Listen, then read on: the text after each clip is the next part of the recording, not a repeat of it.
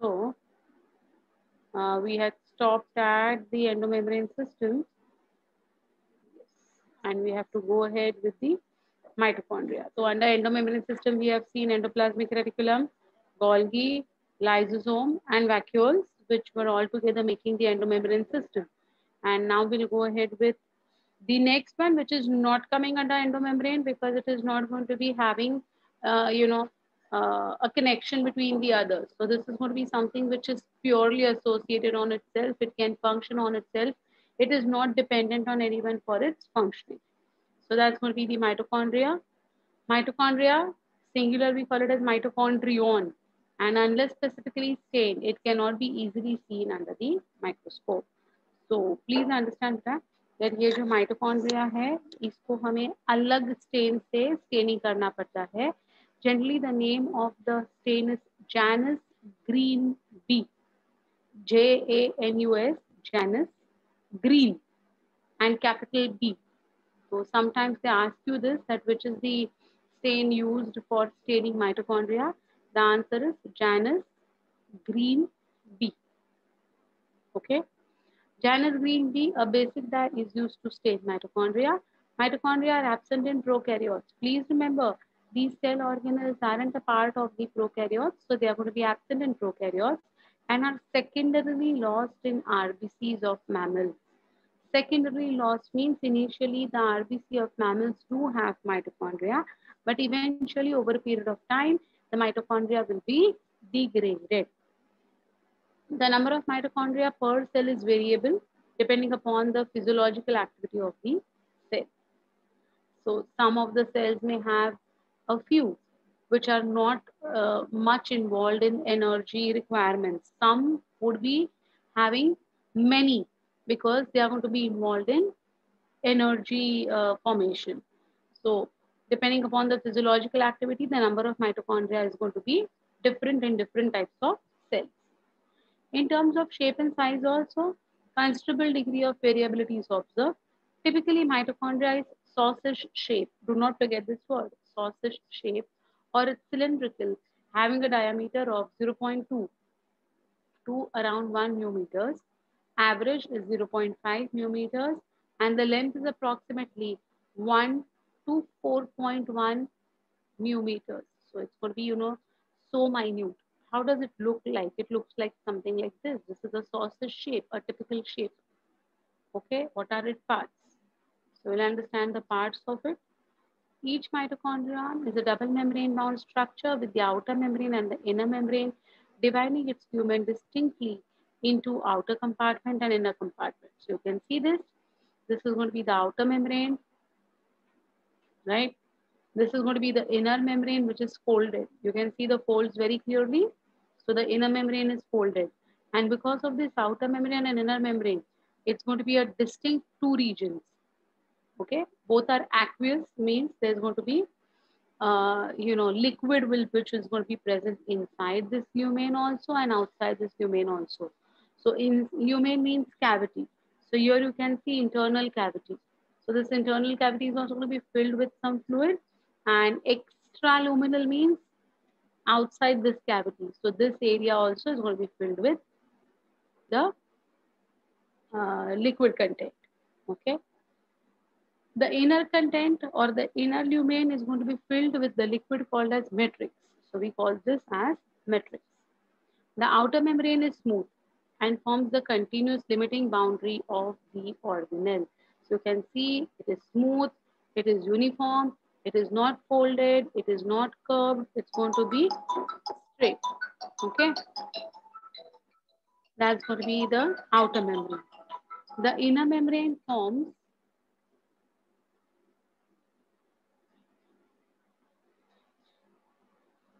the inner membrane forms a number of enfoldings called as the cristae. So see over here, you can see the cristae.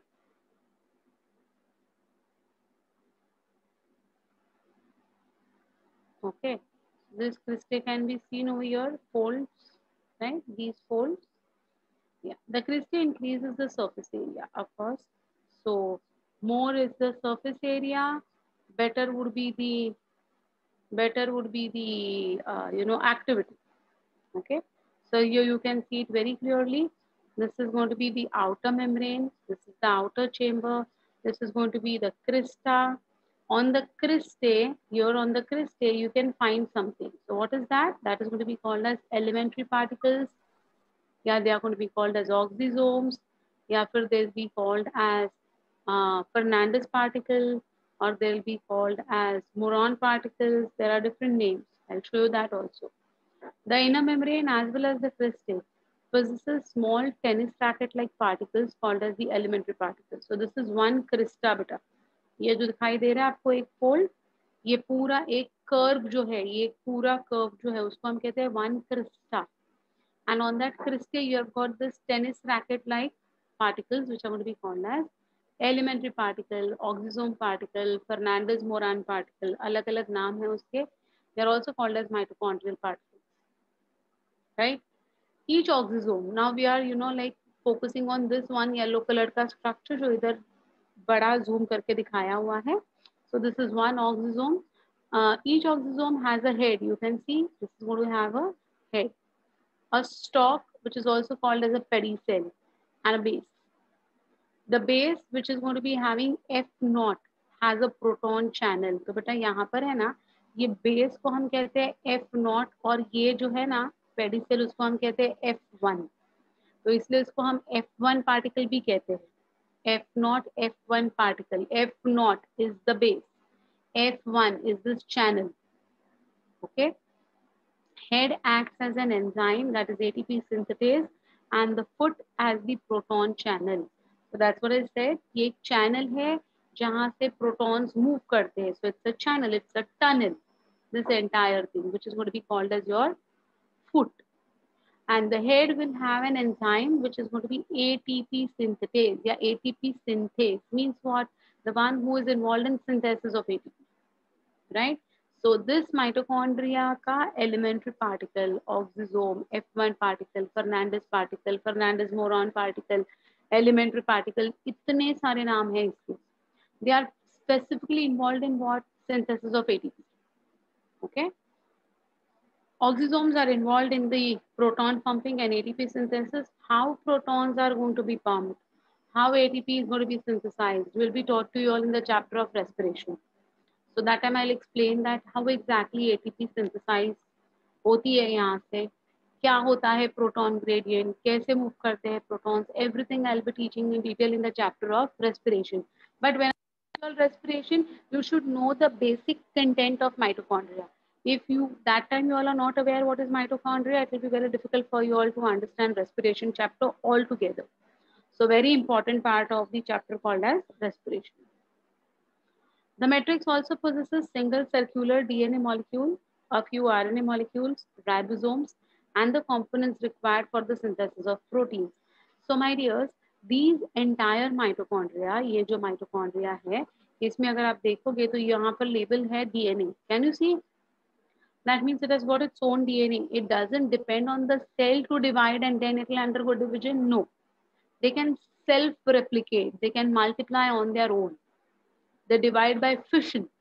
Just like how bacteria divides by fission, in the same way, even the mitochondria divides by fission. Who makes them, who gives them the capacity to divide on its own? The DNA. So their own DNA is going to dictate the terms when to divide, when not to divide, what to do. They have got their own DNA. So they are not dependent on the host or the cell's DNA to be very specific. Okay. So that is the beauty of mitochondria. So they have got their own DNA.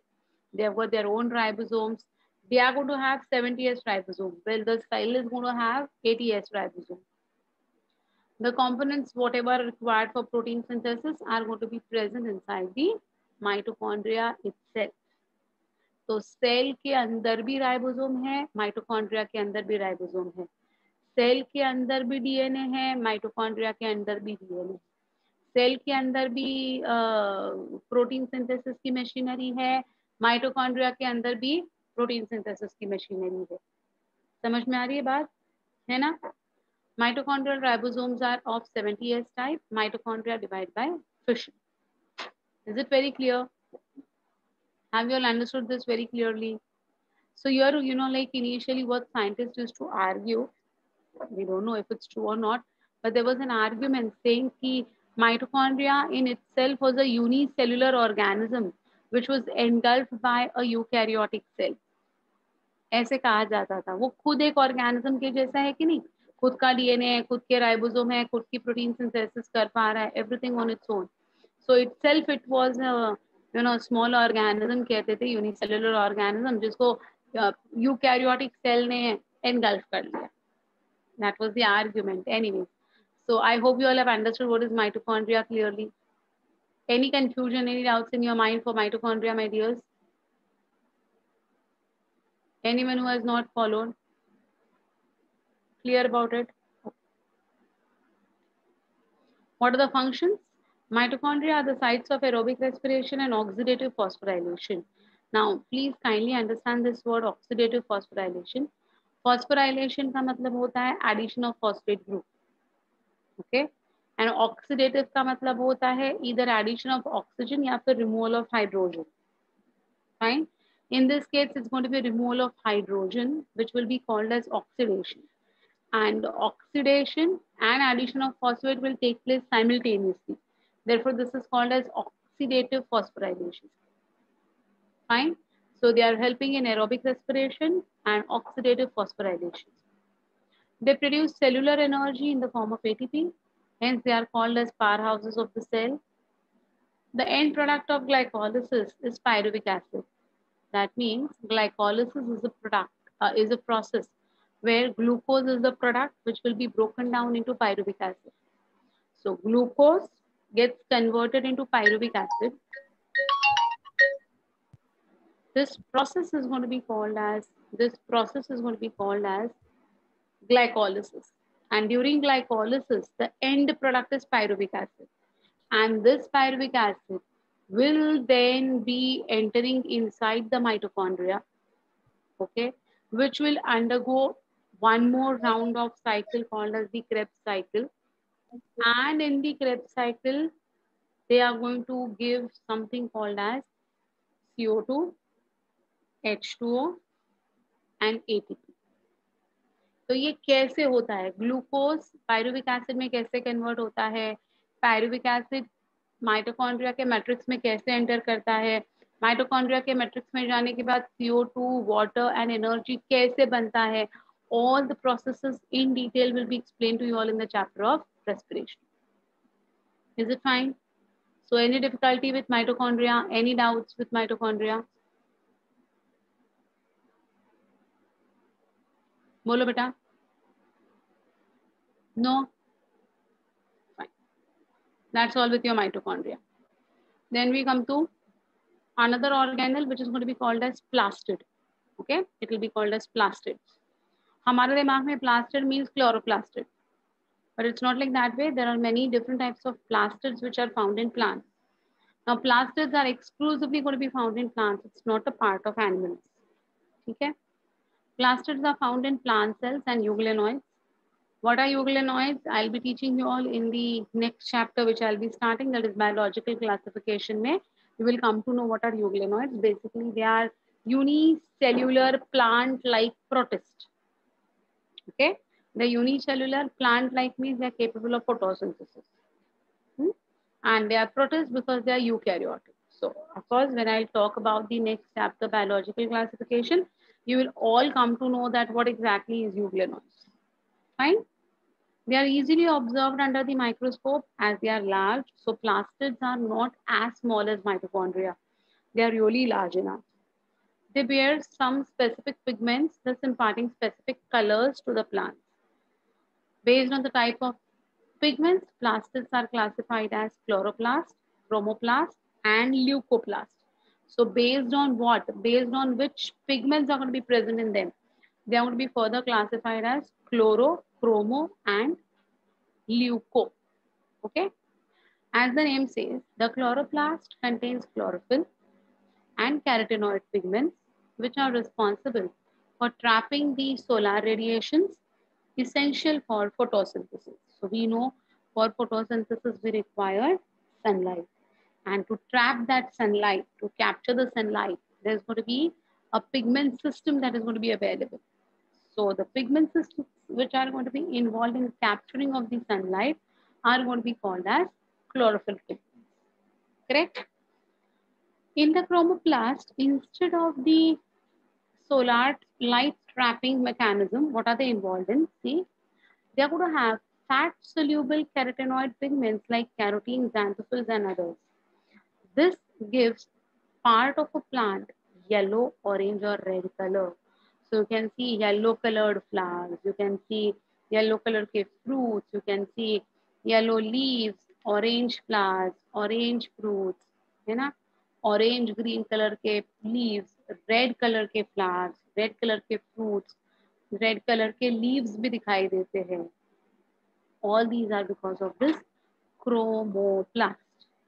Okay, so chloro is green color, chromo is yellow, orange, red color. ठीक है? And chloro is because of chlorophyll, and chromo is because of carotene, xanthophylls, etc. Okay. The leucoplasts are the colorless plastids of various shapes and sizes with stored nutrients. So they are just going to help in storage of nutrients. They are not involved in giving color. They are not involved in photosynthesis, nothing. Leuco means colorless, no color. So because they are just going to store the food, they do not have any specific color. Correct? Amyloplasts store carbohydrates, that is starch, as seen in potato. Does your potato have any specific color? Red color, yellow color, green color, ऐसा कोई color होता है बेटा potato का? Why they don't have any color? Even they are going to be plants, so even they are going to be having plastids, but they are going to be colorless plastids because their plastids are only going to be involved in storing the starch. Okay, they do not have any specific color. Example is potato. Helioplast stores oil and fats. Example, tuberose. So tuberose is going to be something which is going to be involved in storing of oils and fats. Why that? You can take any particular sesame oil, coconut oil. कोई colour होता है क्या? उस oils को कोई colour होता है typical? No color, right? Because they are going to be helioplasts. Aleuroplasts store proteins. Example, aleuroar cells of maize grain, endosperm of castor. They do not have any color. So तीन type के leucoplast है, तीन type के colourless plastids है. Amyloplast, helioplast, aleuroplast. Amyloplast will store starch, helioplast will store oils and fats, and aleuroplast will store proteins. Okay. Tuberose अलग colour के deep ऐसे funnel के जैसे डीप उनके पेरिसेल्स होते हैं whitish color के. They are your tuberoses. They are actually in the form of a tube-like structure. Okay, so they are very frequently found everywhere. Everywhere you find them. In bouquets and all, you will find them, especially tuberose. Okay, so that's about your plastids के तीन type, हाँ? मतलब leucoplastids के भी तीन type और in general plastids भी तीन type. So 3 types of plastid. First, chloroplast, chromoplast, leucoplast. Chloroplast associated with photosynthesis, chromoplast associated with giving yellow, orange, and red color, and leucoplast no color. They are further classified as amylo, helio, aluro. Amylo stores starch, helio stores oil, and aluro stores proteins. ठीक है, ये बिल्कुल भूलना नहीं है बेटा. ये examination में एक फेवरेट क्वेश्चन है एग्जामिनर्स का, हमेशा आपको पूछते रहेंगे इनके बारे में. Fine. Majority of the chloroplasts of the green plants are found in the mesophyll cells of the leaves. Now leaves are going to have typical cells. Those cells of the leaves are going to be called as mesophyll. And in those mesophyll cells, they will be having abundance of chloroplasts normally. These are lens shaped. Who chloroplast का shape बता रहे वो लोग. So the chloroplasts are lens shaped spherical, discoid, ribbon-like organelles having variable length and width. It could be 5 to 10 millimeters to 2 to 4 millimeters in size. So they are in mm and not in micrometers. So they are really large. Their number varies 1 per cell in Chlamydomonas, which is a green algae, to around 20 to 40 per cell as in case of normal leaves. So single celled Chlamydomonas नाम का जो green algae है, उनमें सिर्फ एक chloroplast हो सकता है. और जो हमारा मैंगो ट्री है या इमली का ट्री है या जो भी कोई ट्री अपने इधर है, they may have 20 to 40 chloroplasts per cell of mesophyll. Okay, so the number is going to be different in different plants. Like mitochondria, chloroplasts also have a double membrane. You can very well see in this diagram that there are two membranes which are going to be shown. See, this is the outer membrane, this is the inner membrane. But mitochondria had inner membrane in the form of foldings.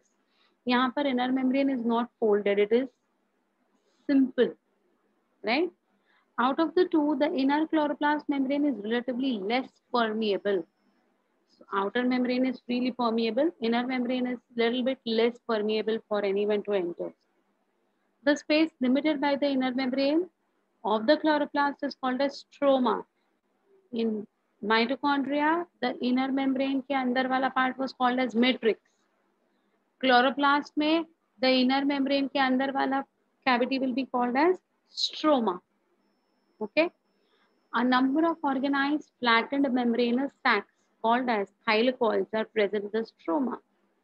Thylakoids are arranged in stacks like piles of coins, which are called as grana. Now, please understand this very carefully. There's a chapter called as photosynthesis in which all these things are required. The basic knowledge is required, without which it's of no use. Look at this. This is going to be the outer membrane, right? This is going to be the inner membrane. Inside this, you have got this dark green color का पूरा area, which is going to be called as stroma. Okay, ये पूरा dark green color का जो area है, वो stroma है. अब आपको ये piles of coins दिखाई दे रहे हैं. Can you see these piles of coins?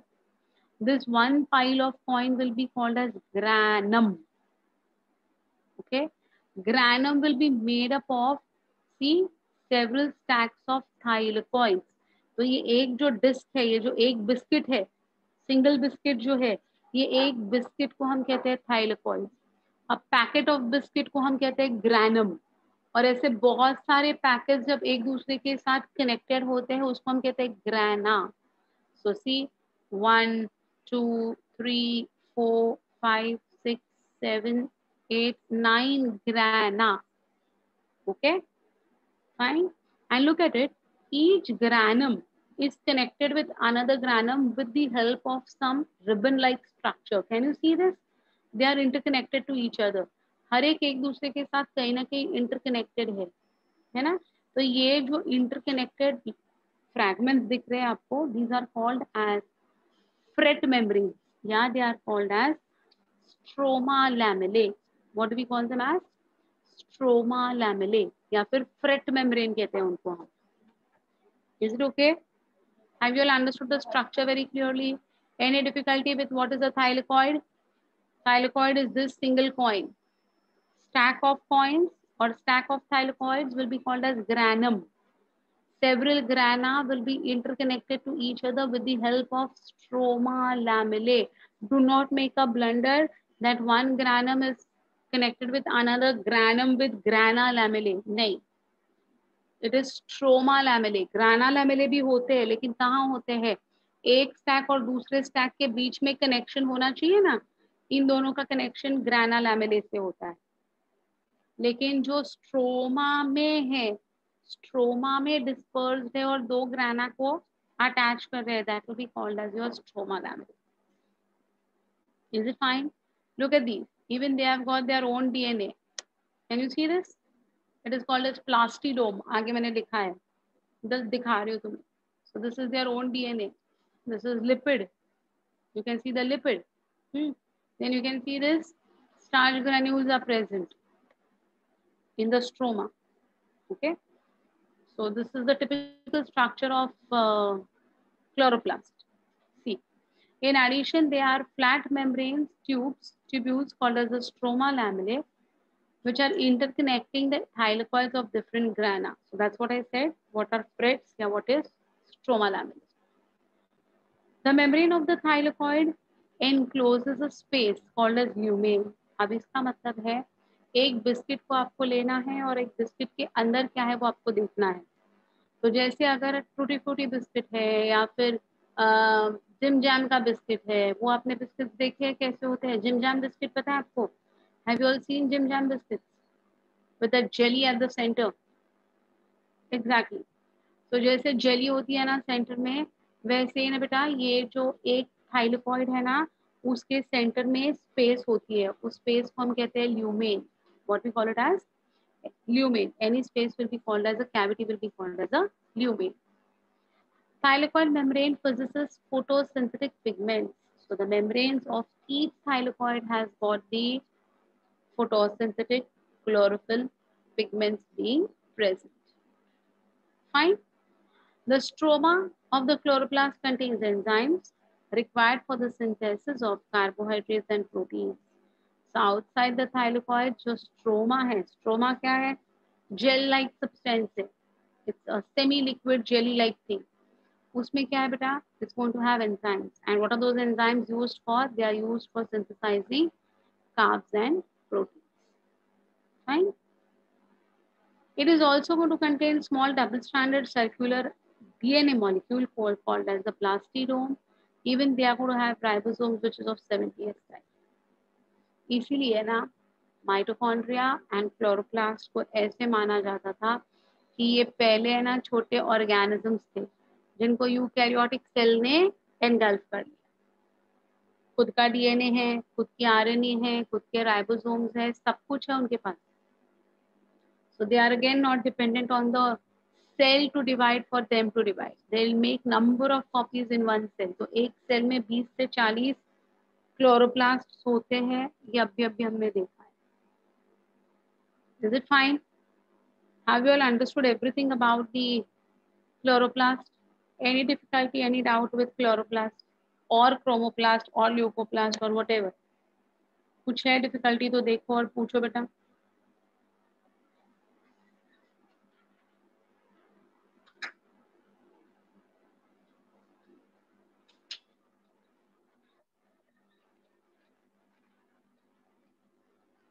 No doubt. When I'll teach you respiration chapter, that time don't become blank. हाँ, ये सारी चीजें respiration अपने photosynthesis chapter and respiration chapter में आती रहती है. Okay. Then we go to something called as ribosomes, which are also called as Palade particles, because they were found out by a scientist called as Palade, George Palade.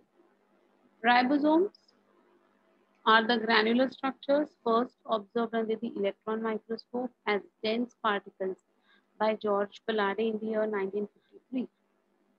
They are composed of ribonucleic acid, that is RNA, and proteins, and are not surrounded by any membrane. So in the prokaryotic cell also हमने देखा है कि ribosome नाम की कोई चीज है. Correct. अब ये राइबोसोम में एग्जैक्टली क्या है? इसके ऊपर एक प्लाज्मा मेम्ब्रेन होना चाहिए था, वो नहीं है. So what is it made up of? So it is made up of only two things. It's made up of RNA and protein. Nothing else is present in that ribosome. Okay? See, the eukaryotic ribosomes are 80S type, while the prokaryotic ribosomes are 70S. Here S stands for sedimentation coefficient. It is indirectly a measure of size and density. So, greater would be the size and density, greater would be its coefficient, sedimentation coefficient. Okay. Both 70S and 80S type of ribosomes are composed of two subunits. Two subunits are held together by Mg plus 2, which forms ionic bond between the phosphate groups of rRNA of two subunits. तो अगर Mg+2 नहीं है तो ये फेविकॉल ही अगर नहीं है तो ये दो सब यूनिट्स एक दूसरे के साथ अटैच नहीं कर सकते. ठीक है. Minimum Mg+2 concentration is required for structural formation of ribosome. So ribosome is made up of two subunits of the components, the larger and the smaller. ये दो subunits को attach रखने के लिए you require Mg+2 ions. Something like this. देखो बेटा, this is the smaller subunit, this is the larger subunit. Smaller and larger together will make up a complete ribosome.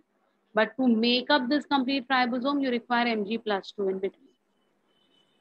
Fine.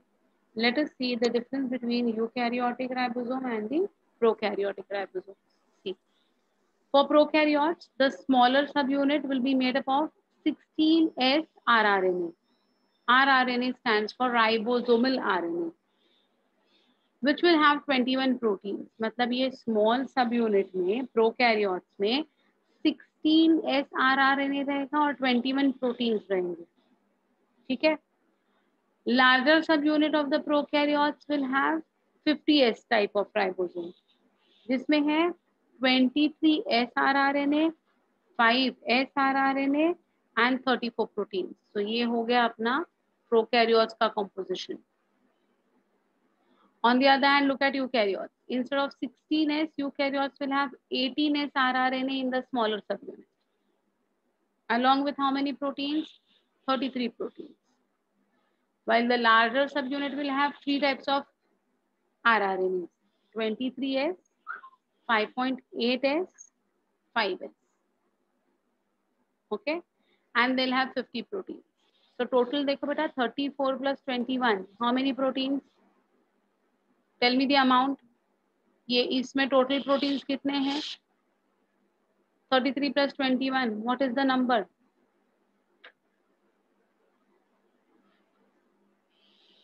अरे simple addition. 34 plus 21. कितना होता है answer आपका?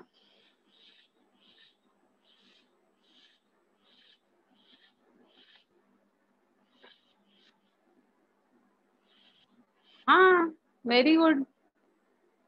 Very nice. Only Shan has answered. Where are others? Come on. 34 plus 21 कितना answer आता है? Such a simple calculation I'm asking you all.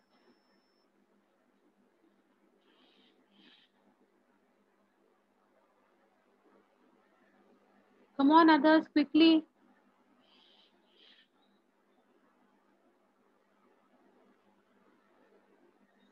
Divya, where are you? हाँ, Amisha, correct answer.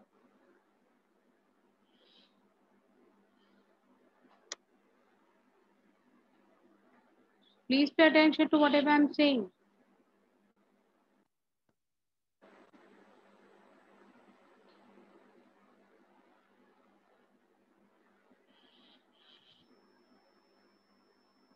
So it's going to be 34 plus 21. So 55 total proteins will be present over here, correct? In the prokaryote. In eukaryote, it's going to be 33 plus 50. कितना होता है? 33 plus 50 proteins. What's your answer? Come on. हाँ, correct. Very good. Yes, Shan. Right, beta. So total 83 proteins are going to be present over here in eukaryotes. So that is the way it's going to be aligned. Yes, Amisha. Correct, my dear. So in this way, the prokaryotic ribosome and the eukaryotic ribosome अलग अलग है बेटा. ये 30S है, ये 40S है, ये 50S है, ये 60S है. S क्या होता है? What is S? So again, I'll repeat. The particle of ribosome is measured in the terms of S, that is Schwarzschild constant. It is a measure of sedimentation rate of a particular particle in an ultracentrifuge. Ultracentrifuge is the centrifuge मतलब जो गोल घूम घूम के सबको ना नीचे settle करता है, तो उसको हम कहते हैं centrifuge. And ultra means high speed पे ये घूमता है. तो ऐसे मिक्सी में घुमाने के जैसे हम उसको घुमाएंगे ना, तो ये राइबोसोम जो है वो नीचे सेटल हो जाएंगे, सेडिमेंट हो जाएंगे. उसका क्या कोएफिशिएंट है? It is measured in the terms of Schwarzschild constant. Okay, so it is thus a measure of density and size of a particle. One Schwarzschild constant is equal to 10 raised to minus 13 seconds. It's not 10 to 13, it's 10 raised to minus 13 seconds. How fast it is. Okay, so that is how it is measured as Schwarzschild constant. Please remember 1s is equal to 10 raised to minus 13. Fine.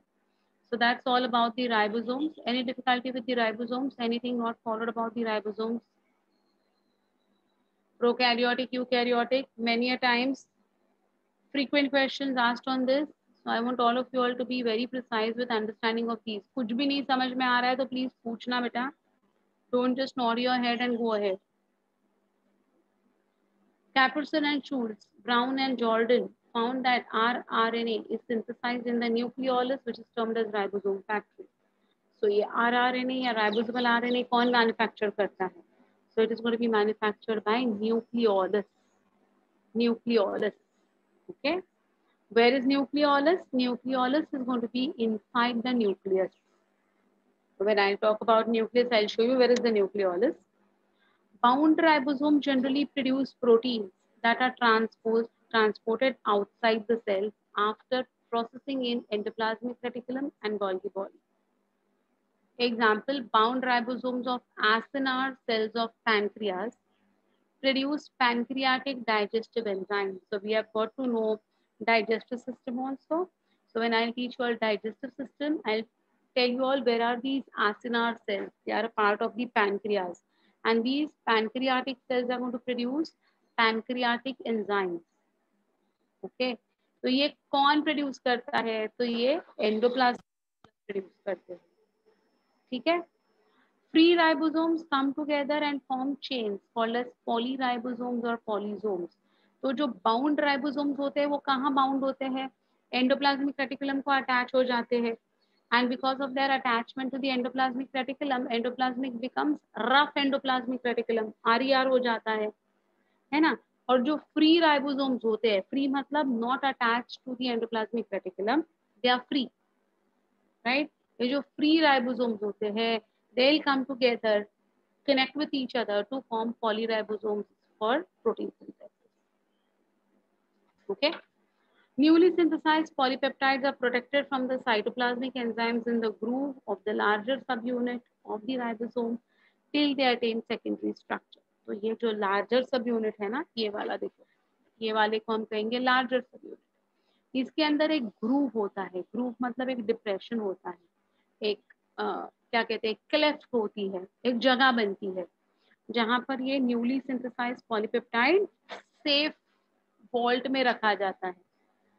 Okay. And it will undergo changes to form secondary protein. So there is a chapter called as biomolecules in which I'll be teaching you all primary structure of protein, secondary structure of protein, tertiary structure of protein and quaternary structure of protein. तो जब ये primary structure of protein होता है ना, तो it is most prone to undergo damage. ये जो protein होता है वो अगर प्राइमरी स्ट्रक्चर में है तो इट विल अंडरगो डैमेज. तो जो न्यूली सिंथेसाइज्ड प्रोटीन है वो जनरली प्राइमरी स्ट्रक्चर में होता है. And ribosome is known as the protein factory.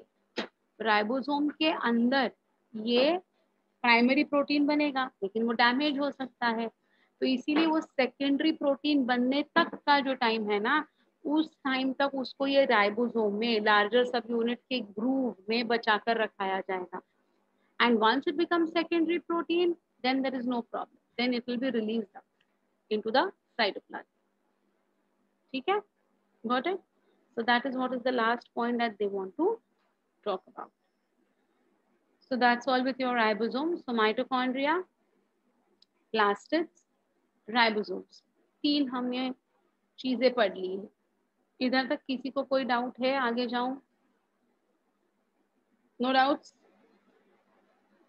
Okay. Then we go ahead with something called as spherosomes. Hanstel was first one to observe something called as the microsomes. Spherosomes are covered with single layer of half unit membrane that has monolayer of phospholipids with hydrophilic head towards the cytoplasm and hydrophobic tails towards the interior. ये कैसे दिखता है वो मैं बताती हूँ. Spherosomes जो है, how do they appear? Like I'll just show you.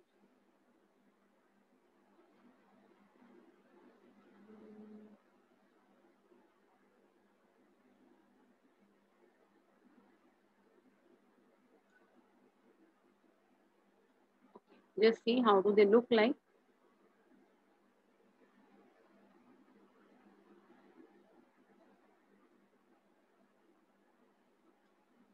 So this is going to be our cell. ये हमारी सेल है, ह्यूमन सेल है ये. ओके, आप इसके अंदर में स्पेरोसोम्स कैसे दिखते हैं वो बता रही हूँ बेटा.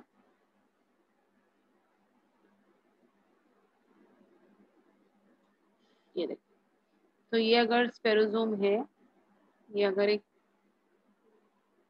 स्पेरोसोम है, ओके, इसको अगर मैंने जूम किया ना, इसको मैंने अगर जूम किया तो ये कैसे दिखेगा, how will it look like. So it looks like this way.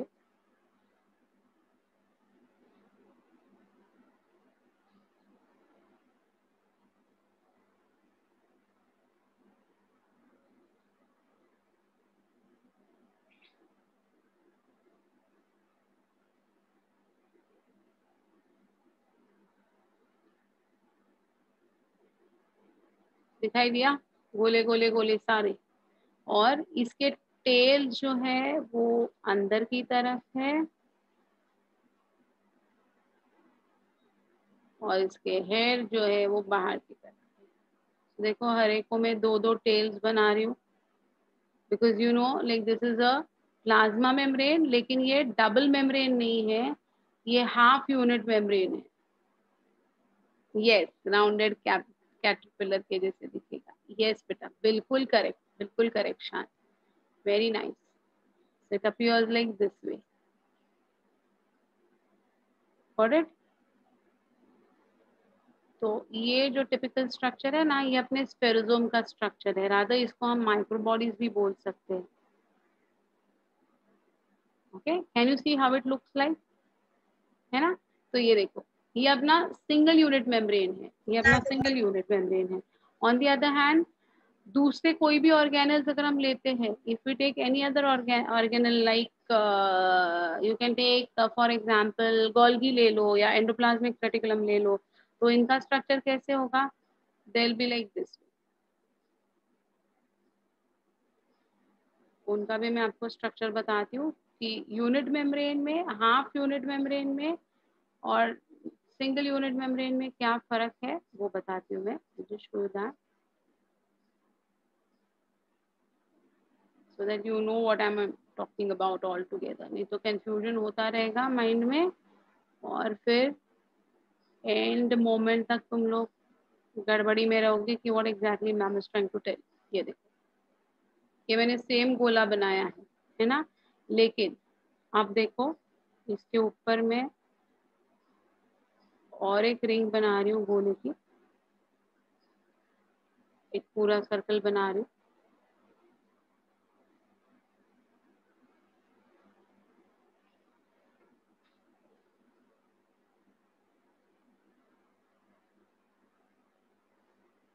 ये जो मैं बाहर का सर्कल बना रही हूँ,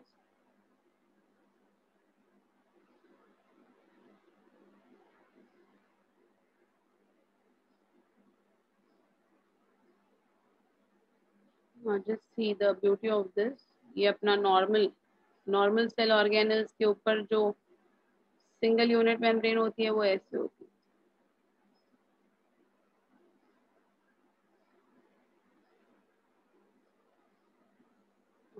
See, so now I'm making tails over here also, and I'm making tails over here also.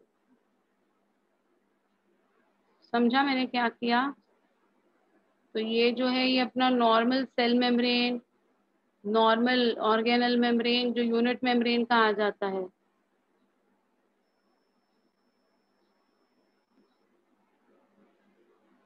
See, you can see this very well now how I'm making this.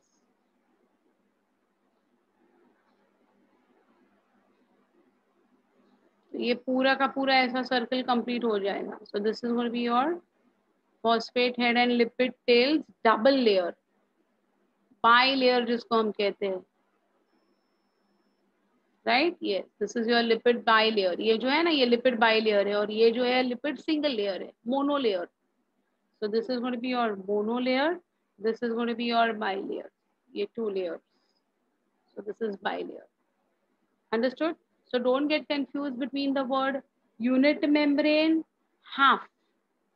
तो ये जो है ये यूनिट मेम्ब्रेन हाफ है जो single monolayer से बना है. This is single unit membrane made up of lipid bilayer.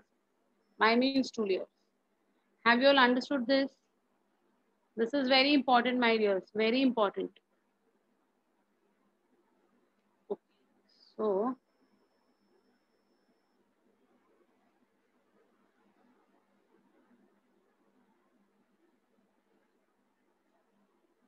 yeah.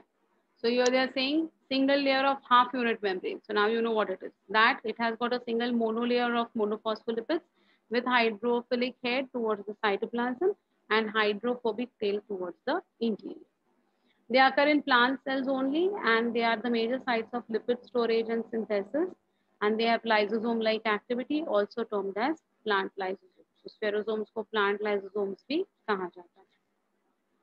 Next is microbodies. Many membrane-bound minute vesicles called as microbodies that contain various enzymes are present in both plant and animal cell. Single unit membrane bound.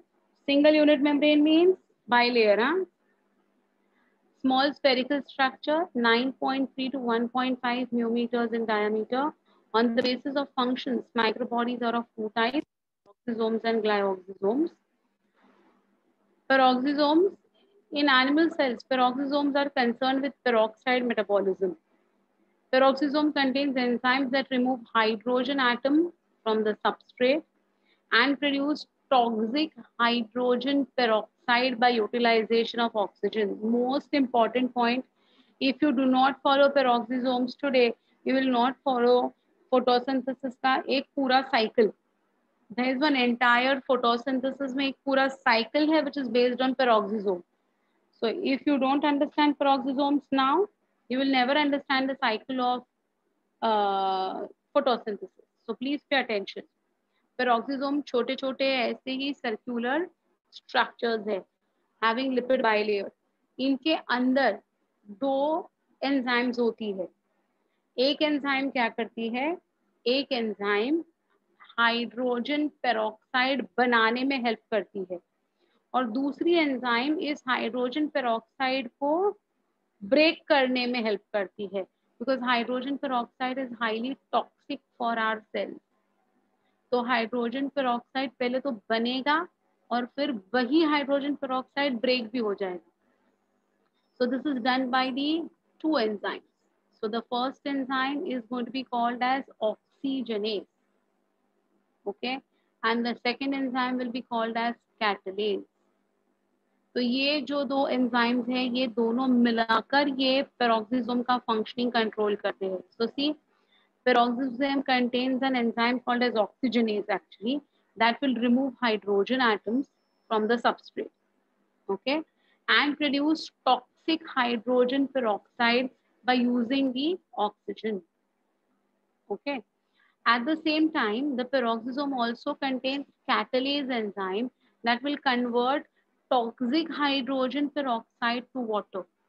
So ये जो catalase enzyme है ये तुरंत है ना ये hydrogen peroxide को split कर देगा into water and make it safe. Fine. Conversion of toxic substances like alcohol takes place in the liver cells by the help of peroxisomes. So our liver cells are going to have these peroxisomes which will be taking care of breaking down these toxic substances. So even sometimes we take certain medicines, we sometimes consume something which is toxic to our body. So immediately the peroxisomes will come and start their function. So basically peroxisomes are caretakers to stop the toxic effect on our body. ठीक है. और इसीलिए जो लोग बहुत ज्यादा alcoholism करते रहते हैं उनकी लीवर खराब हो जाती है कहते हैं. Why? Because maximal peroxisomes present in the liver are continuously into this particular activity and still the person is consuming alcohol. Peroxisomes खत्म हो जाते हैं सारे and that will lead to the liver cirrhosis. Fine. So liver cells are predominantly involved in removal of toxins because they are going to be loaded with peroxisomes. So have you all understood what are peroxisomes?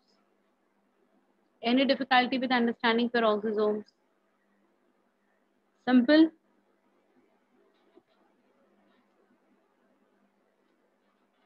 Then we come to something called as glyoxysomes. These membrane-bound organelle contains enzymes that convert fatty acid to sugar. What do? They convert fatty acid into sugar.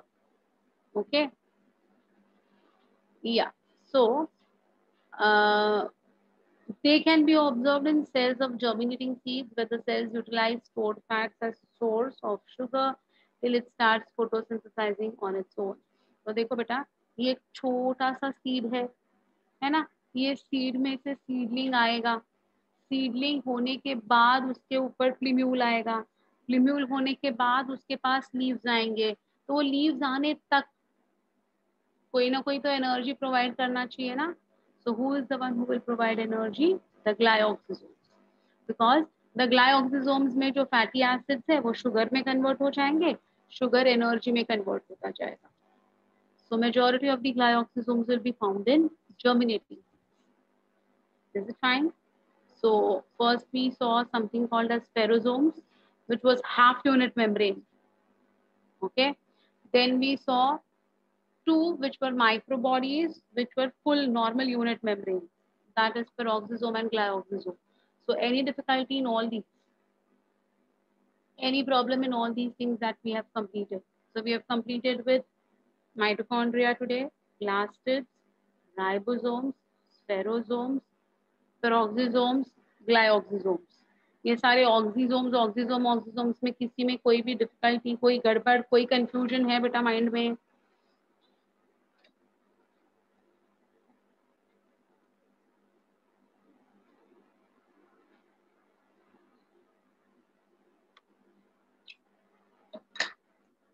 Okay, we'll go ahead.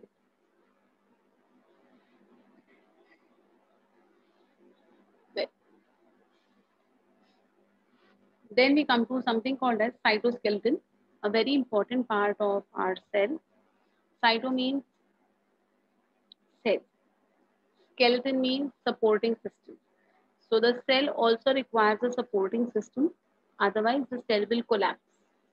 Correct? So an elaborate network of filamentous proteinaceous structure present in the cytoplasm is collectively called as cytoskeleton. It's completely made up of proteins, right?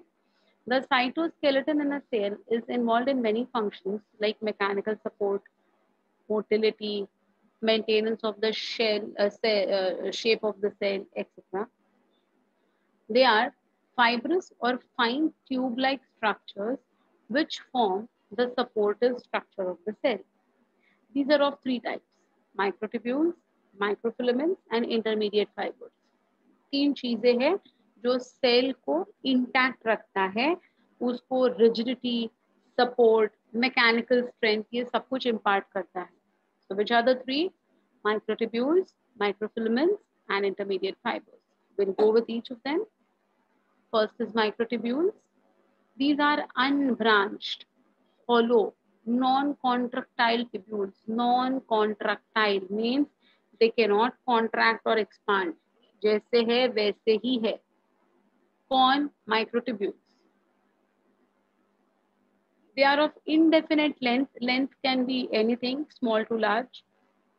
25 nanometers in thickness with 15 nanometers of core, and they are formed of 13 helically arranged protofilaments of alpha and beta tubulin proteins. So see my dears, here you can see this particular diagram. This is alpha tubulin, this is beta tubulin. So they are made up of alpha beta alternating. ये देखो ऐसे. And ऐसे अगर आप count करोगे ना तो there are 13. 1 3. So there is 13 alpha, 13 beta, 13 alpha, 13 beta, 13 alpha, 13 beta. ऐसे सर्कल्स में रहते हैं वो. ठीक है. और ऐसे एक लंबी चौड़ी चेन बनाते हैं जिसको हम कहते हैं microtubules. Is it okay? Microtubules grow from nucleating centers. So nucleus के सेंटर से माइक्रोट्यूब्यूल्स ओरिजिनेट होते हैं. The assembly and disassembly of microtubules required GTP and calcium ions. GTP is guanosine triphosphate. ATP से भी ज़्यादा एनर्जी GTP में होती है. ओके, तो ये माइक्रोट्यूब्यूल्स को फॉर्म करने के लिए ATP जितनी एनर्जी भी काफी नहीं है. It requires still further more energy that is going to be of the GTP. GTP stands for guanosine triphosphate. Okay. Well, then what is the function? See, so the function, they help in spindle formation, astral ray formation during cell cycle cell division. You all have attended cell cycle chapter, so you already know what I'm trying to tell you. These form the cytoskeleton of cilia and flagella. So we have already in the Friday's lecture, we have seen the flagella of the sperm, how it was formed. So it was nothing, but it was these microtubules that were present. They help in generating the shape, rigidity, and form of the cell, and also help in cell mobility. Microtubules help in anaphasic movement of chromosomes. So you know during anaphase, how the spindles are going to be, bringing the two chromosomes at two poles. So that is also because of these microtubules. Microtubules help in intracellular transport of nutrients and inorganic ions. So these microtubules are going to be the ones which will be showing phagocytosis of the cell so that anything can move in and out of the cell. Position of future cell plate is determined by microtubules. You know what is a phragmoplast, you know what is a cell plate. So in plant cells, plate formation is going to take place. Some of the microtubules remain in fragments. That is called as phragmoplast. And there then the cell plate formation would take place. So many important functions done by the microtubules, just see. Okay. So one microtubule is made up of 13 protofilaments of alternating alpha and beta tubulin. ये याद रखना है बस आपको नया. बाकी तो आपको ऑलरेडी माइक्रोट्यूब्यूल्स के बारे में spindle formation, astral ray formation, cell plate formation, you all know about it already. Correct? So any difficulty with microtubules? Understood up till here? Then we come to microfilaments. The microfilaments are found only in eukaryotic cells. The microfilaments are solid. They were hollow. This is solid. That was unbranched. Even this is unbranched.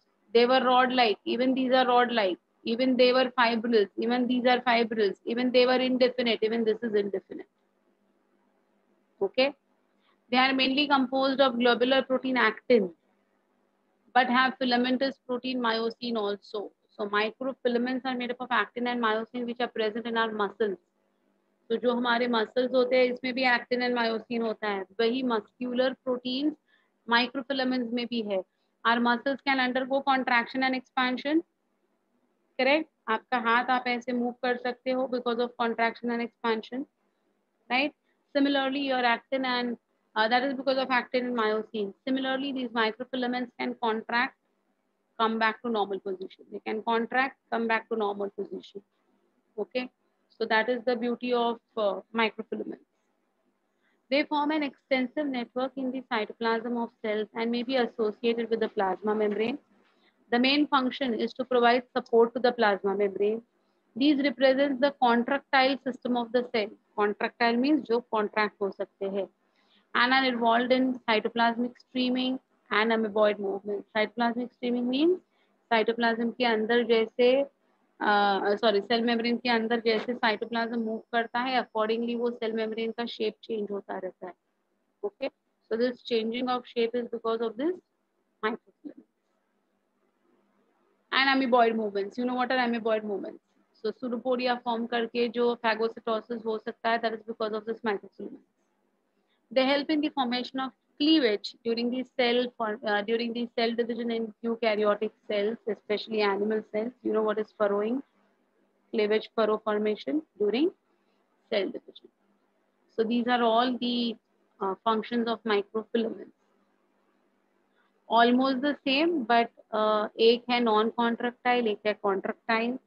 एक जो है वो alpha beta tubulin से बना है, एक जो है वो एक्टिन मायोसिन से बना है ना। तो स्ट्रक्चरली एंड स्ट्रक्चरल कंपोजिशन उन दोनों का difference. Fine, understood my dears. The third and the last one is intermediate filaments. They are non-contractile and hollow. देखो, non-contractile is going to be and hollow is going to be the characteristic of your microtubules. Okay, they are acidic proteins. They are involved in formation of scaffolds for chromatin and in forming a basket around the nucleus. Scaffolds का मतलब होता है, like do you play carom? Carrom कभी खेले हो? तो जब आप कॉइन को डालते हैं तो वो एक पॉकेट में कलेक्ट होता है ना, वो जो पॉकेट होता है ना जिसमें वो जाली होती है, जिसमें वो कॉइन पकड़ लिया जाता है, उसको हम कहते हैं स्कैफोल्ड। तो in the same way nucleus के आजू बाजू में ना ऐसे पॉकेट्स बनाने का काम करता है intermediate fibre, so we call them as scaffolds. Okay, a basket like thing around the nucleus. What is the function? Once intermediate filaments are formed, they are stable and usually do not break down. Intermediate filaments provide mechanical support to the cell and the cell to cell junction. तो दो cell के बीच में जो एक junction होता है उनको continued रखने के लिए ये जो है ना ये काम में आता है। कौन? Micro intermediate filaments. Okay, so intermediate filaments are very important for cell to cell contact. Is it okay? So microtubules, microfilaments, intermediate filaments, all three understood. How are they similar and how are they different from each other? Right?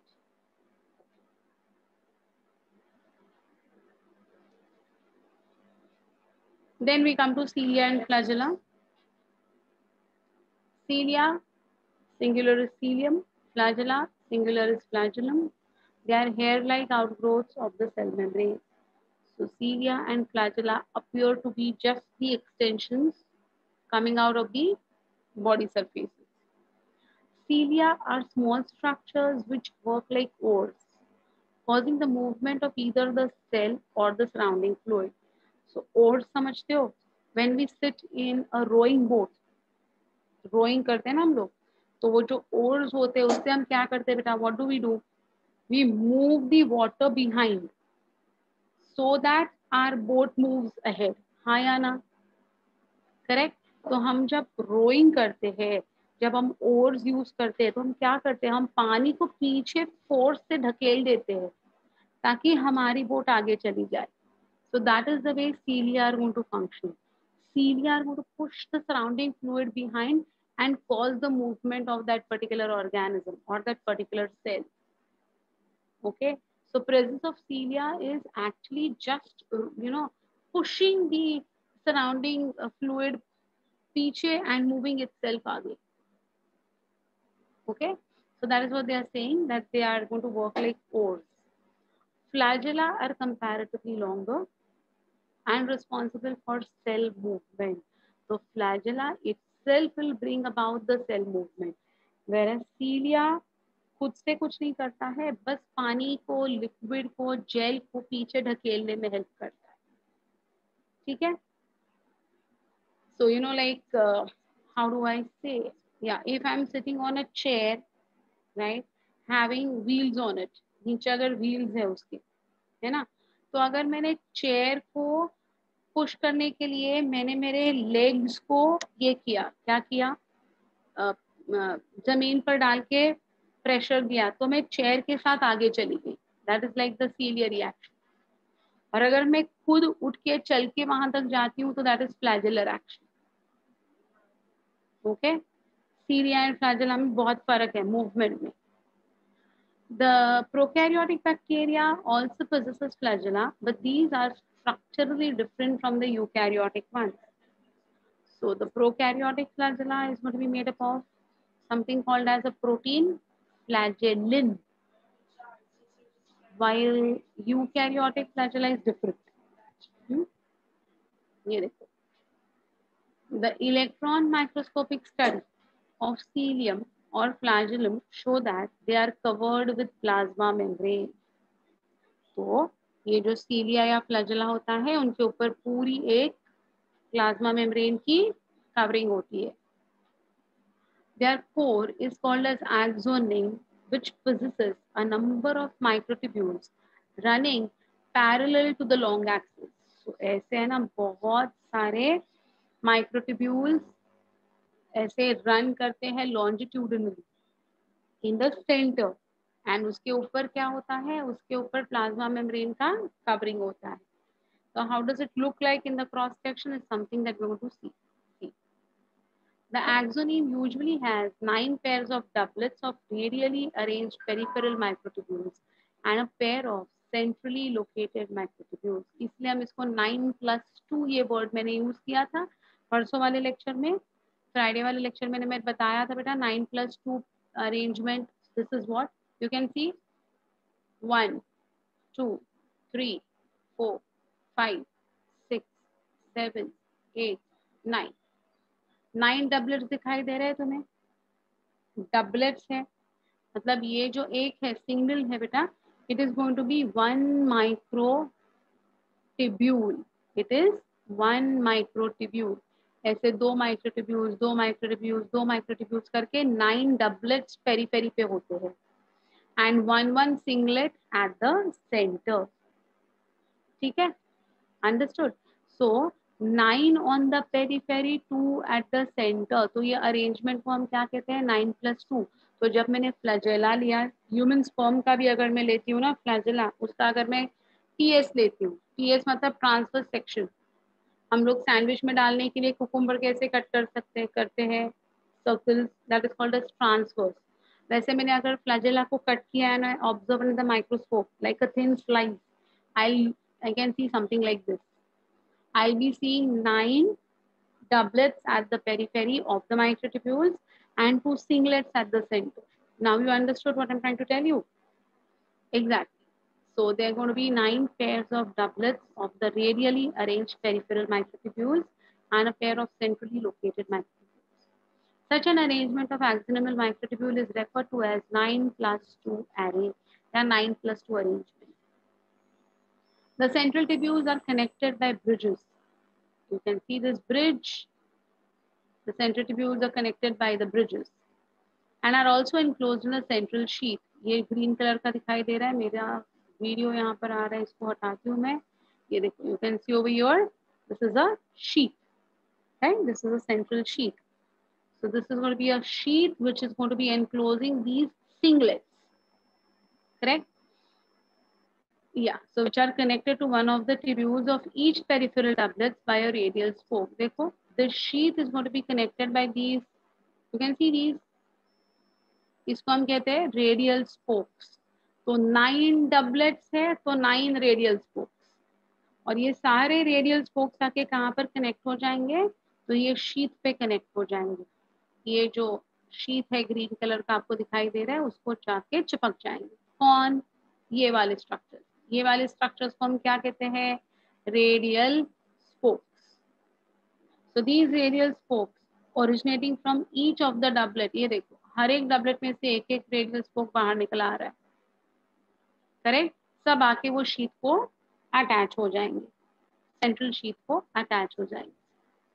इधर तक समझा what I am trying to tell you?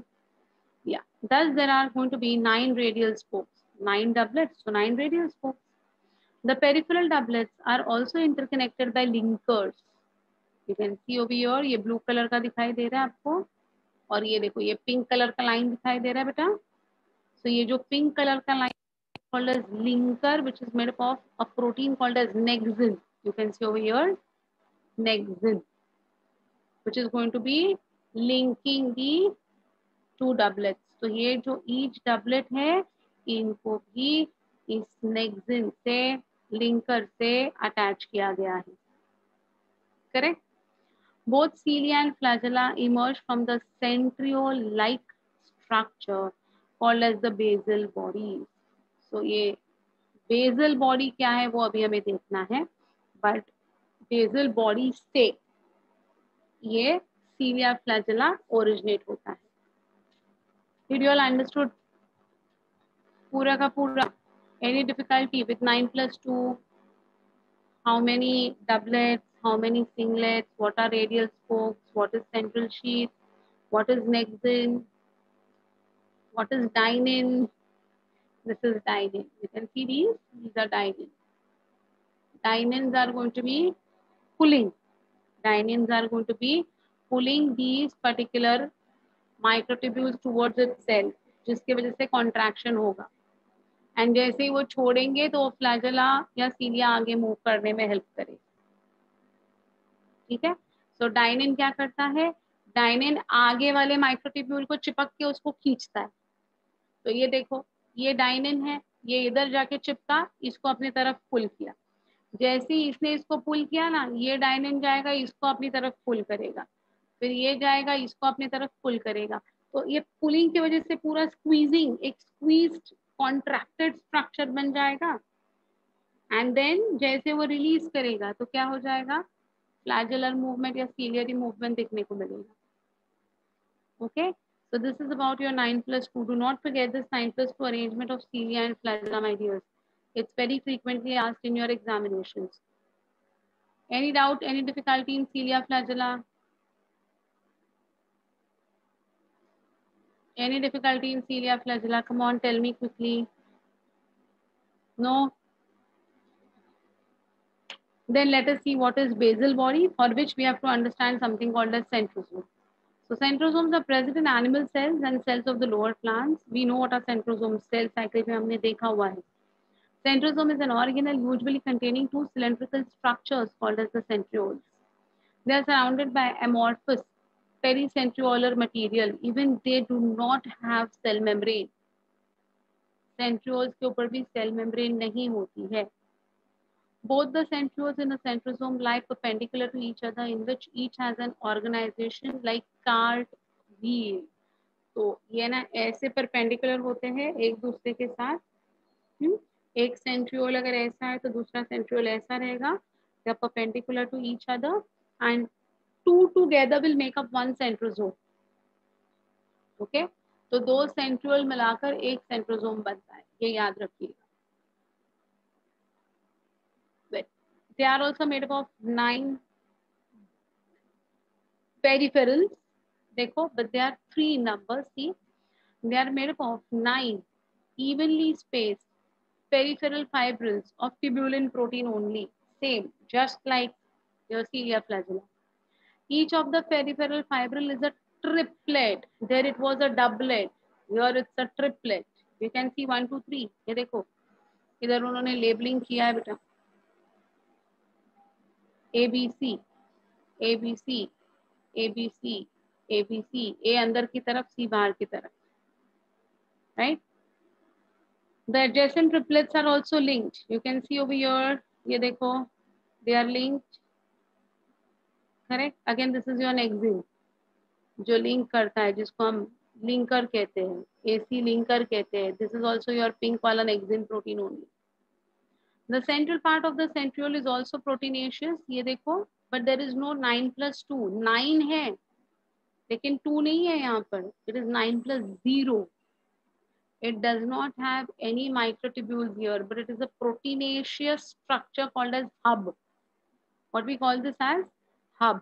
हम इसको कहते हैं central hub. ये देखो, central hub, ये वाला, right? So the central part of the centriole is also proteinaceous and is going to be called as hub, which is connected with tubules of the peripheral triplets by radial spokes. इधर भी radial spokes है, ये देखो. These are going to be your radial spokes. 1, 2, 3, 4, 5, 6, 7, 8, 9 total. हमने यहाँ से start किया था. तो कितने रेडियल स्पोक्स होते हैं? 9 रेडियल स्पोक्स. सीलिया फ्लैजेला में कितने स्पोक्स है? 9 रेडियल स्पोक्स. ठीक है. The centriole forms the basal body of the cilia or flagella. This is what I was talking about, beta. So what is the basal body? Basal body is nothing but the centrioles form the basal body for cilia and flagella. And spindle fibers that give rise to spindle apparatus during cell division in animal cells. So centrioles are also going to be responsible for making the spindle fibers required for cell division. So you know what, how it looks like? I'll tell you very simple चीज.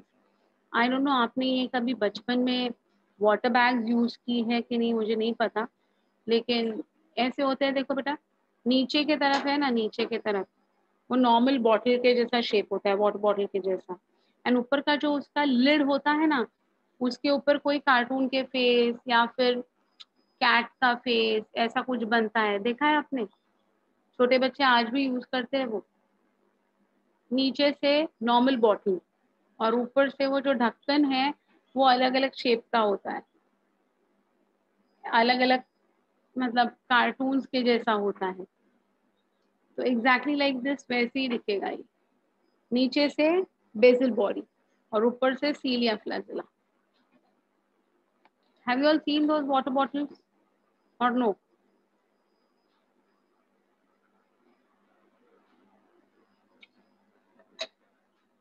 देखे, market में जाइए आज भी दिखेगा आपको. आपने use किए कि नहीं मुझे नहीं पता. Okay, that's what be. या फिर वो पेंसिल के पीछे आते हैं ना, वो पेंसिल के पीछे अलग अलग शेप के वो बेसेस आते हैं रबर वाले, वैसे दिखेगा ये. बेस पे है basal body made up of 9+0 arrangement और उसके ऊपर से ओरिजिनेट होता है 9+2 arrangement. Fine. So any difficulty in understanding this centriole, my dears?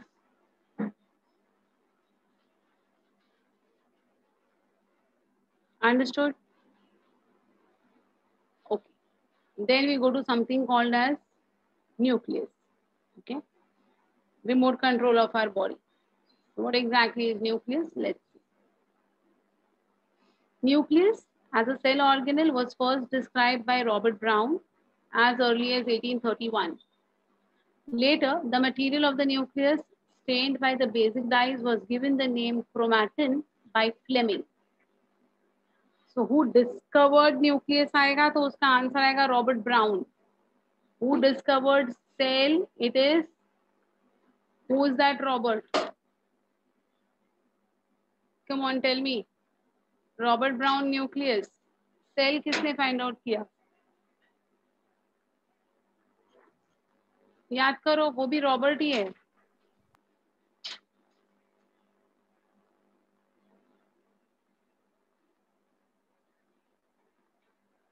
हाँ, cork cell. Yes, Aditi, right, my dear. Who was the one who observed that cork cell first? उस बंदे का नाम याद है? कौन? रॉबर्ट. दोनों रॉबर्ट है. न्यूक्लियस भी रॉबर्ट ने फाइंड आउट किया, सेल भी रॉबर्ट ने फाइंड आउट किया. न्यूक्लियस फाइंड आउट करने वाले बंदे का नाम है Robert Brown. Cell find out करने वाले का नाम क्या है? इट्स रॉबर्ट हुक, है ना? Robert Hooke. Correct. Yes. So Robert Hooke found out cell and Robert Brown found out nucleus. इसमें हमेशा कंफ्यूजन होगा बच्चों. Don't get confuse, don't make a blunder. Okay.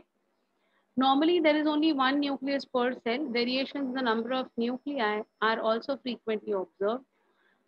Some mature cells even lack nucleus, like erythrocytes, that is RBCs of mammalian cells. They do not have nucleus.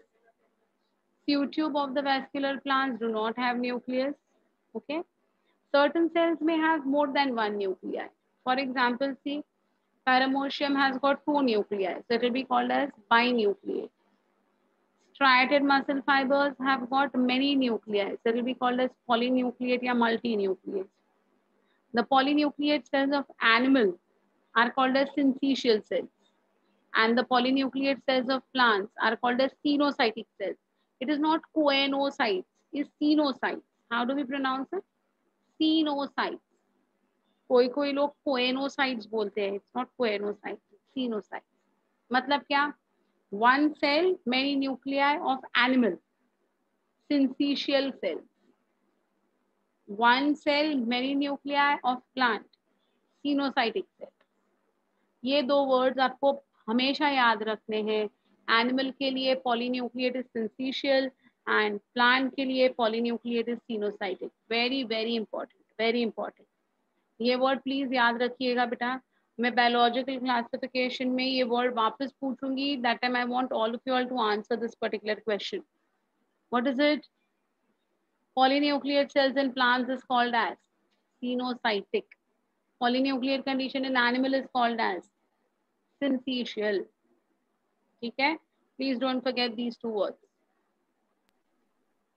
The shape of the nucleus may be spherical, ovoid, elongated, elliptical, discoid, bilobed, multilobed, C-shell, any भी कोई भी shape हो सकता है. Nucleus हमेशा round होना चाहिए, ऐसा कोई रूल नहीं है. In certain cells, the nucleus is even irregular in shape. See? So there is no hard and fast rule, it has to be round. The size of the nucleus may also vary from 3 μm to 25 μm in diameter. Okay? Yes, my dear, you're right, Aditi, you're perfectly right. The interphase nucleus, that is the nucleus when it is not actually undergoing any dividing or it's not undergoing any division, has highly extended and constant feature which can be seen. That is, you can see nuclear envelope, nucleoplasm, nucleolus and chromatin. तो nucleus के अंदर अगर हमें observe करना है कि क्या क्या है, the best to observe the nucleus is interphase, because during interphase nucleus is not in the dividing mode, and therefore you can see nucleus very clearly having nuclear envelope, nucleoplasm, nucleolus and chromatin. बहुत clearly दिखाई देता है बेटा during interphase. Okay, so let us see the nuclear envelope. Electron microscopy has revealed that the nuclear envelope, which consists of two parallel nuclear membranes, perinuclear space, nuclear pores, annuli, central granule and fibrous lamina. तो सिर्फ nuclear envelope में क्या क्या चीजें है देखो. Only the envelope. It has got two nuclear membranes. Just like mitochondria had two membranes, plastid had two membranes, even nucleus is going to have two membranes. Okay, so it's going to have two membranes. Perinuclear space, space between two nuclear membranes is going to be called as perinuclear space.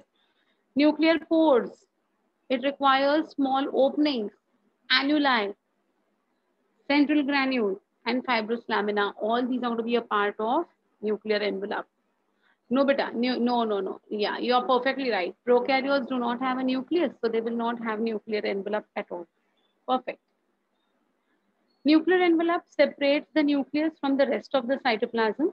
It is concerned with maintaining the nucleocytoplasmic exchange. तो nucleus से cytoplasm में या फिर cytoplasm से nucleus में आना जाना जो है वो controlled रहता है. ठीक है?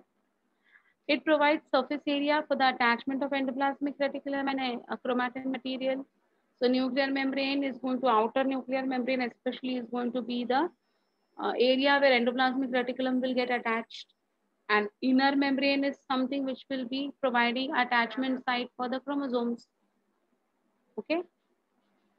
It is concerned with the synthesis of proteins. The outer membrane gives off vesicles which fuse and eventually give rise to endoplasmic reticulum. So we have already seen in endoplasmic reticulum, it is an extension of the outer nuclear membrane. So the outer nuclear membrane will, give out extensions which will fuse to form the endoplasmic reticulum. Correct? Yeah. Here you can very well see in the diagram. The nuclear membrane, the outer membrane usually remains continuous with the endoplasmic reticulum and also bears ribosome on it. You can see this. This is the outer membrane. This is the inner membrane.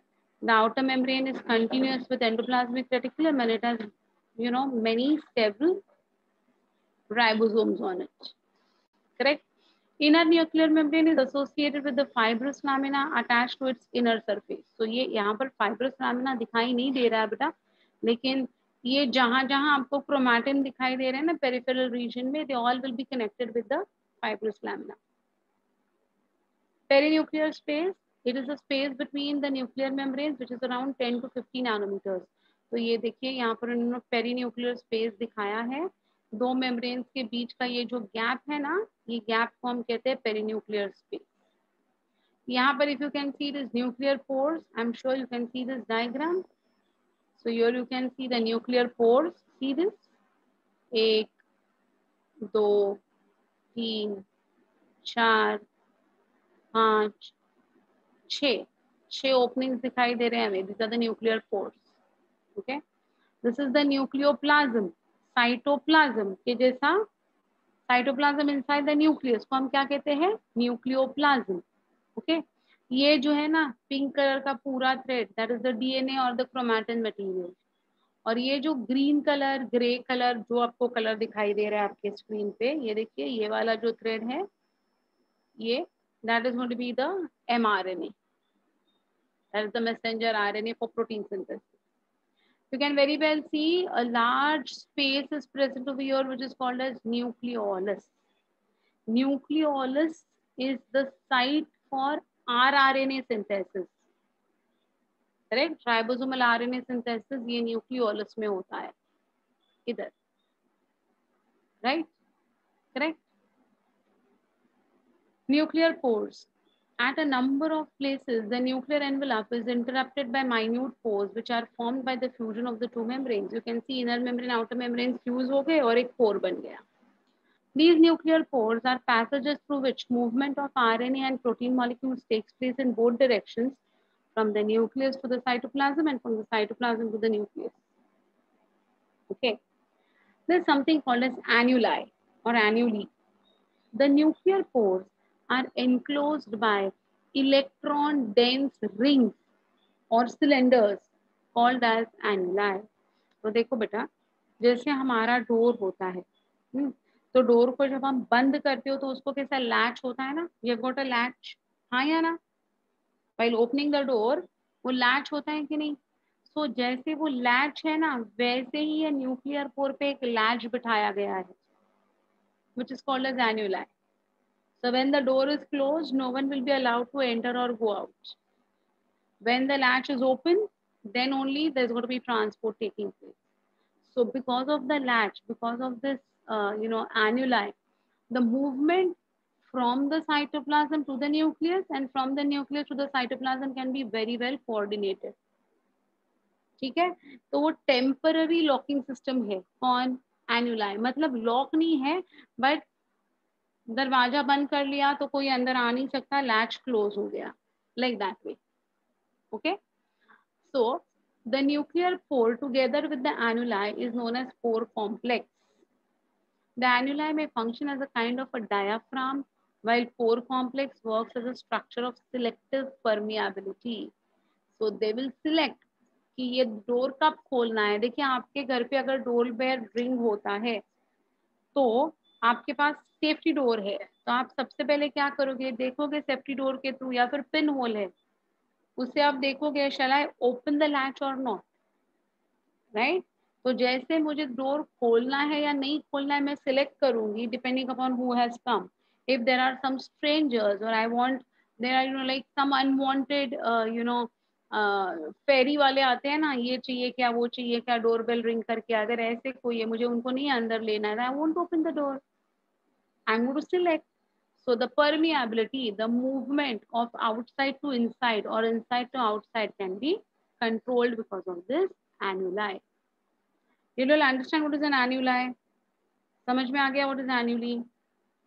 हाँ, हम लोग जैसे कि पहले के इसमें ना वो लैचेस नहीं हुआ करते थे, वो ऐसे कड़ी हुआ करती थी, कड़ी अभी भी होती है, जो कड़ी लगा के हम टेम्पररी बंद करके जाते हैं कहीं इधर उधर जाना है तो, है ना?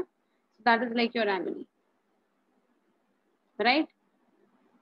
Then we come to central granule. It is present on the pore complex, but it is not a constant feature, just like a lock. अगर आपको बाहर गांव जाना है तो आप सिर्फ कड़ी लगा कर नहीं जाओगे, उस कड़ी के ऊपर एक ताला लगाओगे. तो ये जो ताला लगाते हैं वो क्या फॉरएवर होता है क्या? It's temporary, right? In the same way ये जो एन्युलाई है उसके ऊपर ये सेंट्रल ग्रैन्यूल होता है. It may be present, it may not be present, it depends. So it's not a constant feature. Okay, so it's like going to be giving an additional support of not allowing anyone to enter inside. Okay, fibrous lamina. Harris and James first described the presence of fibrous lamina on the inner surface of the inner membrane of amoeba proteus. It is composed of many acid proteins. It represents honeycomb pattern. So जो fibrous lamina है ना, it's going to be on the peripheral region. Actually, the region where the chromosomes will come and attach periphery पे, या फिर chromatin will come and attach at the periphery. Fine. Any difficulty with these terms, especially with the nuclear envelope? Okay. Then we come to the cytoplasm of nucleus, that is nucleoplasm. This term was given by Strasburger. Nucleoplasm is transparent, semi-solid, granular, slightly acidophilic ground substance. It is also known as nuclear sap or karyolymph. So cytoplasm of nucleus, basically. It contains nucleolus, chromatin, protein, enzyme, minerals, everything. Nucleoli, an Italian scientist called as Felix Fontana. Please ये नाम याद रखिएगा. Match the following में आते हैं, एक column पे scientist के नाम आते हैं, दूसरे कॉलम पे उनका रिसर्च आता है. So this is one of the favorite ones. Fontana described what? Nucleolus. Discovered nucleolus in eel cells in the year 1774. These are spherical structures present in the nucleoplasm. The content of nucleolus is continuous with the rest of the nucleoplasm as it does not contain any membrane bound organelle. तो इनमें कोई भी फर्क नहीं है बेटा, इनमें कोई भी आउटसाइड लेयर नहीं है, एनवेलप नहीं है, कवरिंग नहीं है, कुछ नहीं है. Okay, it is the active site for ribosomal RNA synthesis, rRNA synthesis.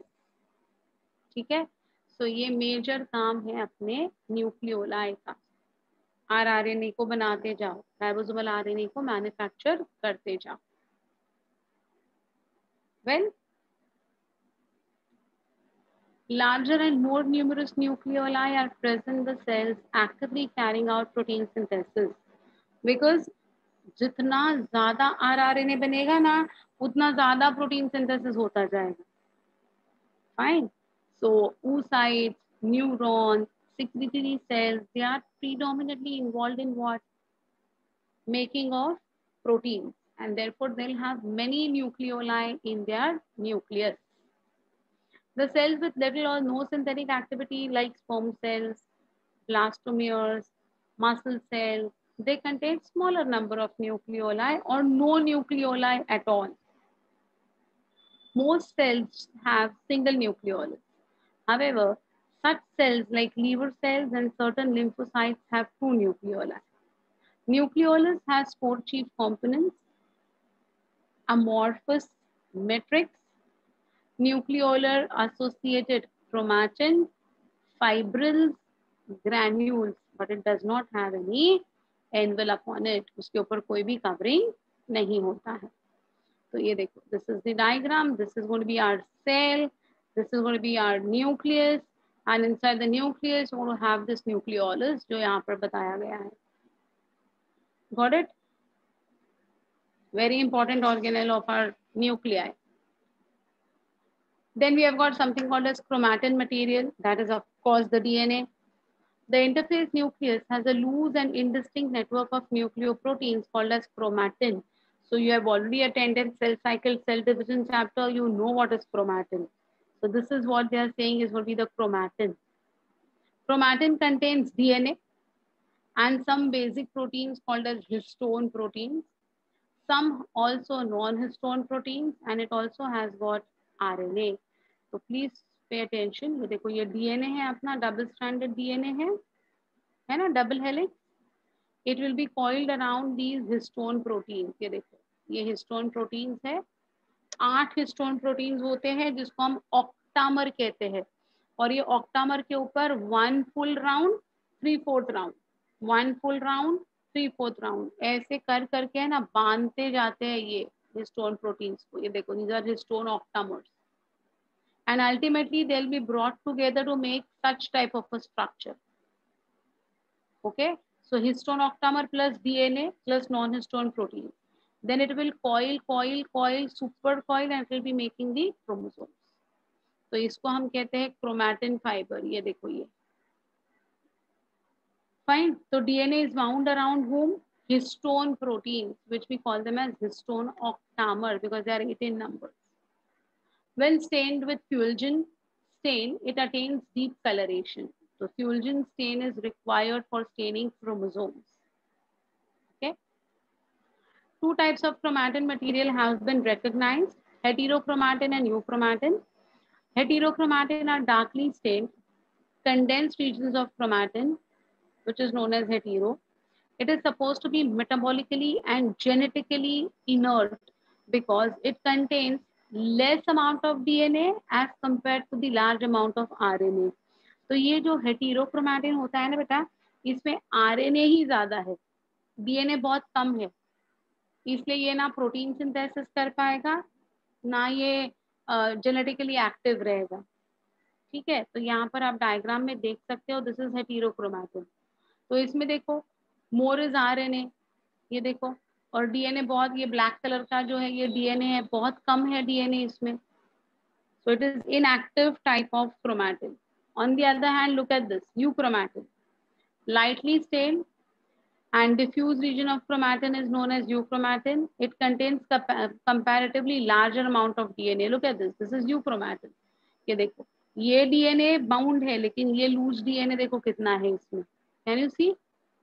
तो ये इतना ज्यादा DNA है, इसलिए इसको हम क्या कहते हैं? euchromatin.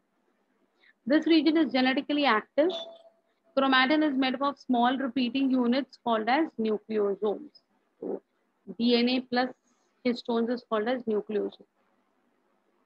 तो यूक्रोमैटिन एंड हेटेरोक्रोमैटिन बहुत अच्छी तरह से समझ लेना, 12th स्टैंडर्ड सिलेबस का जेनेटिक्स का एक बेसिक पार्ट है ये। So what is hetero? Darkly stain. What is eu? Lightly stain. Hetero genetically inert, you genetically active. Hetero more of RNA, you more of DNA. Getting the differences? Okay. Hetero compactly packed, you loosely packed. ठीक है, चार differences इधर ही मिल गए हमें heterochromatin and euchromatin के। Okay, so have you all understood that what type of chromatin is going to be available in our cell? 8 histone protein function as support beta. They just give support for the binding of the DNA on it. We call these 8 proteins as octamer. What we call them as? Octamer. So octamer of histone around which the DNA would be wound will be called as nucleosome. So one nucleosome is this. ये देखो, ये एक nucleosome, ये दूसरा, ये तीसरा, ये चौथा, ये पांचवा, ये छठा, 7, 8, 9, 10, 11, 12, 13, 14, 15, 16. So these are nucleosomes. Is it okay? समझिए ये बात?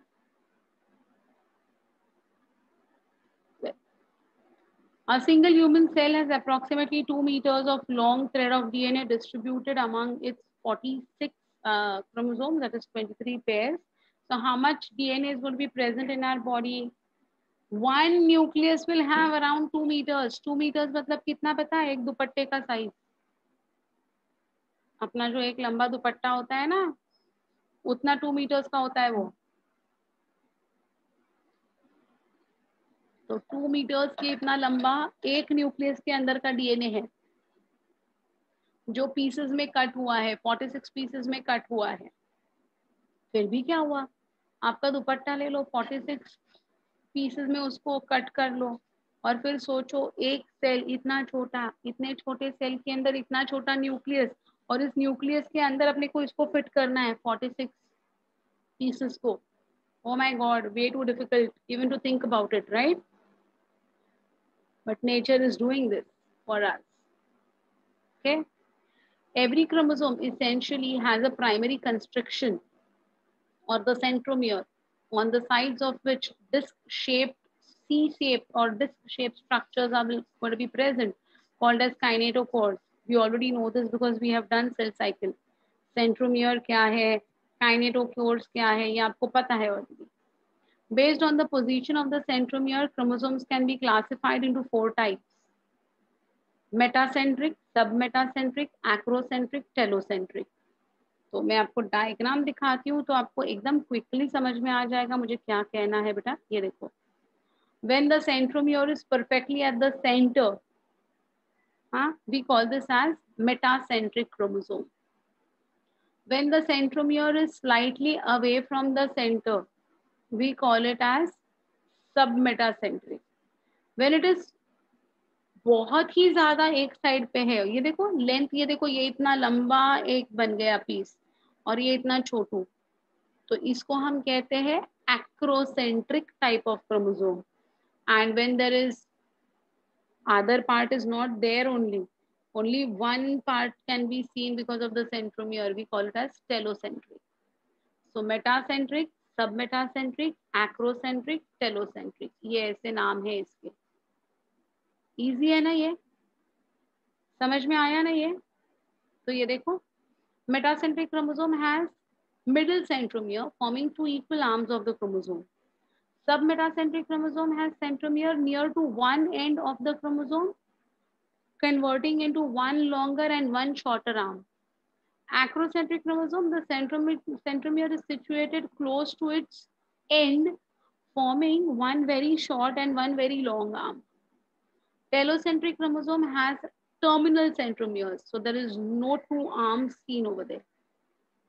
Well, sometimes a few chromosomes have non-staining secondary construction, which is a constant feature for a particular species at a constant location.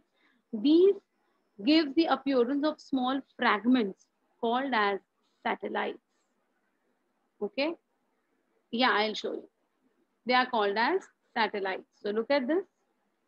ये जो है ना, ये इनके इधर अगर बताती हूँ मैं सेकेंडरी कंस्ट्रक्शन क्या होता है. ये देखो, अगर इनके इधर ऐसा और एक ऐसा एक कंस्ट्रक्शन आ गया, ये व्हाइट के जैसा, और इसके इधर ऐसे, ये देखो ऐसे बन गए ना बेटा,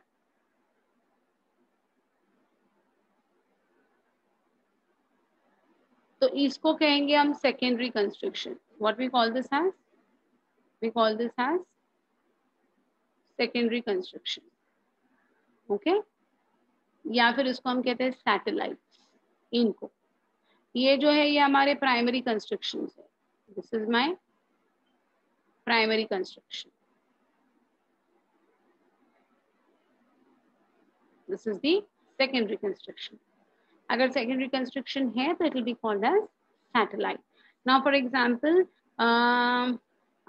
suppose you take chromosome number 11. Chromosome number 11 in human beings has got a secondary construction or a satellite.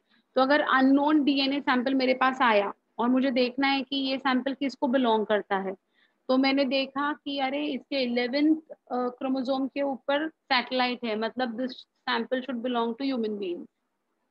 अगर मैं डॉग का सैंपल एनालाइज कर रही हूँ, अगर मुझे डॉग का डीएनए मिला तो I already know that dog के 4th क्रोमोसोम पे सैटेलाइट होता है.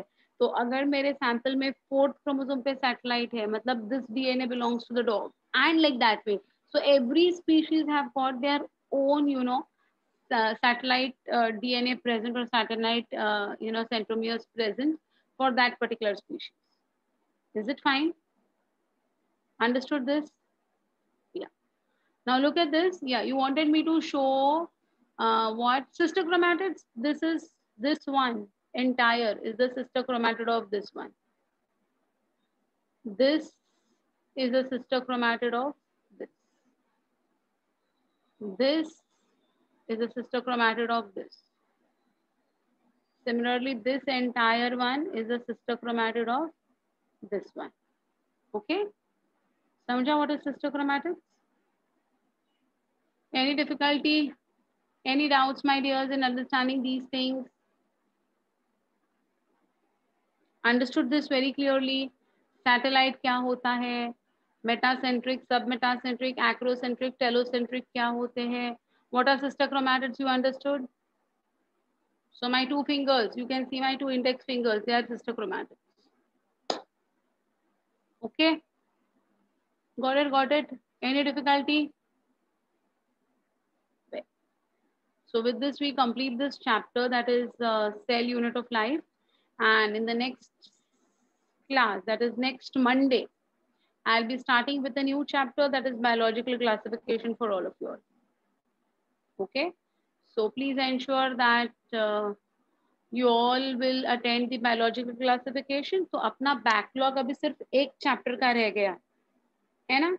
आपने जब ज्वाइन किया था तो आपने सेल साइकिल से स्टार्ट किया था बैठने के लिए लेक्चर्स, और आपका लिविंग वर्ल्ड से मुझे लेना था, तो लिविंग वर्ल्ड अपना कंप्लीट हो चुका है, ये cell unit of life complete हो चुका है। अभी एक ही चैप्टर का अपना बैकलॉग है, that is biological classification, which I'll start from this Monday, coming Monday. Is it okay? And please ensure that you all will attend that particular lecture, because biological classification is one of the chapters which will bang you all till the end. Fine? Chalo, bye beta, see you all. Wednesday अपना human reproduction chapter तो होने ही वाला है ना? चलो, bye bye.